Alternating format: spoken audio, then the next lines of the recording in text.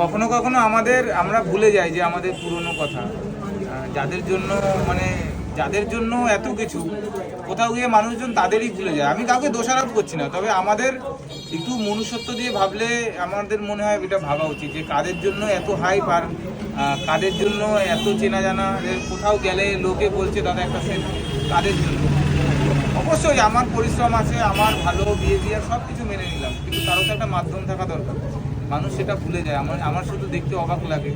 সবাই আমার বিজনেসম্যান যারা আছে সবাই ভাই বন্ধু, তাদেরকে আমি একটা কথাই বলবো যে পুরনো জিনিস ভুলে যেও না, যারা তোমাদের তুললো তাদের ভুলে যেও না।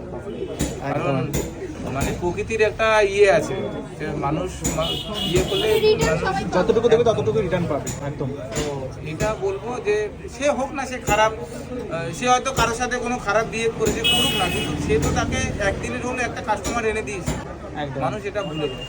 মানে আমি সবাইকে বলবো যে আমি যে ভুলে যাইনি বলে যে আমি জ্ঞান দিচ্ছি সেটা না, সবার মনে করা উচিত।